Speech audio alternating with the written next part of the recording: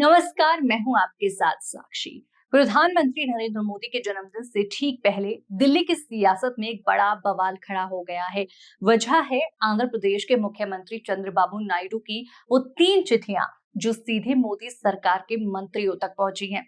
ये चिट्ठियां प्रधानमंत्री मोदी के लिए टेंशन का सबब बन गई हैं। अब आप सोच रहे होंगे कि आखिर इन 3 चिट्ठियों में ऐसा क्या लिखा है जिसने मोदी सरकार की नींद उड़ा दी।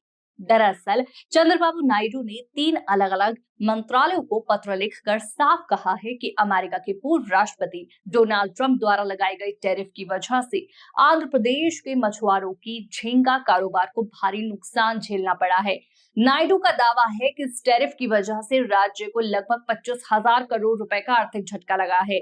ये चिट्ठियां नायडू ने 3 बड़े नेताओं को लिखी हैं। वित्त मंत्री निर्मला सीतारमन, वाणिज्य मंत्री पीयूष गोयल और मंत्री ललन सिंह को। इन पत्रों में नायडू ने मांग की है कि आंध्र प्रदेश को तुरंत आर्थिक पैकेज दिया जाए क्योंकि राज्य के मछुआरे और कारोबारी अब टूट चुके हैं।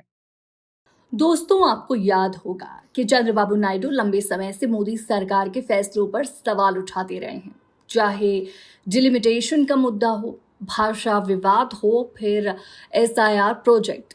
नायडू हर बार नाराजगी जताते रहे हैं और अब जब उन्होंने एक साथ 3 चिट्ठियां भेज दी हैं तो सियासी गलियारों में हलचल मच गई है। ये भी दिलचस्प है कि ये सब कुछ प्रधानमंत्री मोदी के जन्मदिन से ठीक पहले हुआ है। 17 सितंबर को जब पूरे देश में जश्न की तैयारियां हो रही हैं, तभी दिल्ली दरबार में बेचैनी बढ़ गई है, क्योंकि नायडू अकेले नहीं है। बिहार के मुख्यमंत्री नीतीश कुमार ने भी बीजेपी से दूरी बनानी शुरू कर दी है।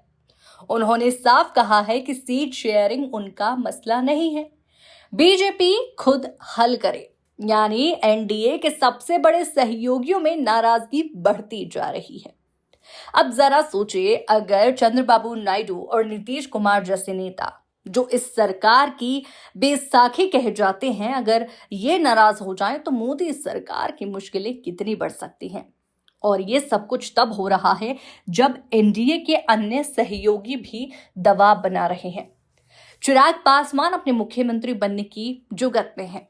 जीतन राम मांझी धमकी दे रहे हैं कि अगर सीट नहीं मिली तो अकेले चुनाव लड़ेंगे। उधर एकनाथ शिंदे भी लगातार अपनी अलग मीटिंग्स कर रहे हैं। यानी प्रधानमंत्री मोदी के जन्मदिन का जश्न फीका पड़ सकता है, क्योंकि एक तरफ नायडू ने 3 चिट्ठियां भेजकर सीधा आर्थिक मदद मांगी है, दूसरी तरफ नीतीश कुमार ने हाथ खड़े कर दिए हैं और तीसरी तरफ अन्य सहयोगी अपनी अपनी राजनीतिक गोटियां सेट कर रहे हैं। अब सवाल यह है कि मोदी सरकार नायडू की इन चिट्ठियों पर कैसे प्रतिक्रिया देती है। अगर मांगे मान ली जाती हैं तो एनडीए की गाड़ी फिर से पटरी पर आ सकती है, लेकिन अगर अनदेखी हुई तो नायडू का तेवर किसी भी वक्त बदल सकता है। आप जानते हैं कि चंद्रबाबू नायडू कभी भी बड़ा राजनीतिक दांव खेल सकते हैं। दूसरी ओर सुप्रीम कोर्ट के फैसले भी मोदी सरकार की टेंशन बढ़ा रहे हैं। एसआईआर प्रोजेक्ट और वक्फ बिल के कई प्रावधानों पर कोर्ट ने रोक लगा दी है। साथ ही संघ की ओर से भी दबाव बढ़ रहा है कि संजय जोशी को बड़ी जिम्मेदारी दी जाए। उधर नितिन गडकरी जैसे वरिष्ठ नेता भी कह रहे हैं कि उनकी छवि खराब करने की कोशिश की जा रही है। यानी कि मोदी सरकार के लिए जन्मदिन कई मायनों में चुनौती बनकर आया है। 3 चिट्ठियां दिल्ली दरबार में हलचल मचा चुकी हैं।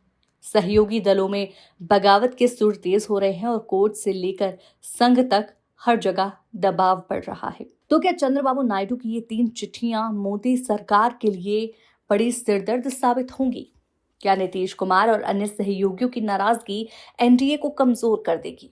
और सबसे अहम सवाल, क्या प्रधानमंत्री मोदी का जन्मदिन राजनीतिक तूफान में बदल जाएगा? इस पूरे घटनाक्रम से एक बात तो साफ हो गई है कि आने वाले दिनों में दिल्ली की सियासत और भी गर्मा सकती है, क्योंकि सिर्फ चिट्ठियों और नाराजगी तक की बात नहीं रुकेगी, बल्कि सीधा इसका असर पहुंचेगा लोकसभा चुनाव 2025 की तैयारियों पर। सोचिए, अगर आंध्र प्रदेश में नायडू अलग रास्ता चुनते हैं तो और बिहार में नीतीश कुमार अपनी परंपरागत राजनीति का दांव चलते हैं तो एनडीए की चुनावी रणनीति को तगड़ा झटका लग सकता है। वहीं विपक्षी खेमे के नेता इस पूरे विवाद को हवा देने में कोई कसर नहीं छोड़ेंगे। अब बड़ा सवाल यही है कि क्या मोदी सरकार अपने सहयोगियों की नाराजगी को समय रहते संभाल पाएगी, या फिर ये चिट्ठियां और बयान आने वाले चुनावी मौसम में एनडीए के लिए वार्निंग बेल साबित होगी। राजनीति में एक कहावत है, एक चिंगारी बड़ा तूफान ला सकती है, और फिलहाल नायडू, नीतीश और अन्य सहयोगियों के सुर देखकर यही लग रहा है कि सियासी तूफान उठने की शुरुआत हो चुकी है। अब देखना होगा कि आने वाले दिनों में दिल्ली दरबार से क्या संदेश निकलता है, समझौते का या टकराव का। आप कमेंट सेक्शन में अपनी राय जरूर दीजिएगा।